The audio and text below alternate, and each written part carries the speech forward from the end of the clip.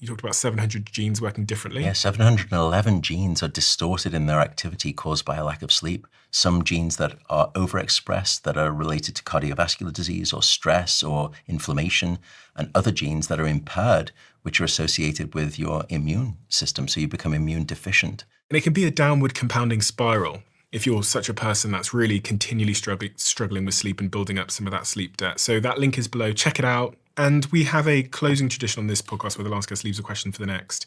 The question left for you is, what did success bring you that you never could have dreamed of? Brought me two things. One beneficial, one less so. Beneficial is that I have now the chance and have gifted the chance to fly around the world and try to speak the word of sleep because the physiology of it is so silent. And I used to lament, why me? Because there are so many other much better sleep scientists in the world than me. And a friend, after I was saying, like, I don't understand why me, imposter syndrome, and he just told me to shut up and accept that it's you, and instead ask the question, what are you going to do with it?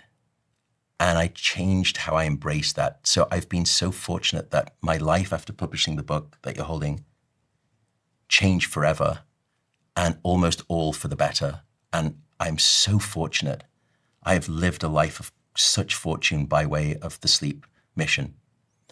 I would say, though, that there is also, and I suspect you may experience some of this too, when you raise your head above the public parapet, don't be surprised if shots are fired. And if you're someone who has even the vaguest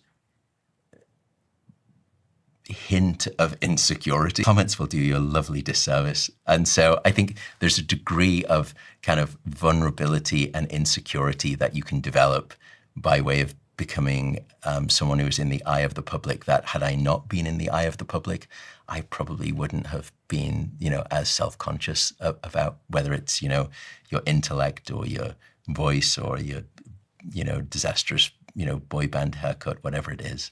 I would say that's the only slight downside. Overall, I am the most fortunate human that I know. I am so gifted by way of this thing called sleep. It's a love affair that's lasted me almost 25 years. And I believe it's the most beguiling topic in all of science. And it has treated me so well. Are you happy? More than you could imagine at this moment in my life.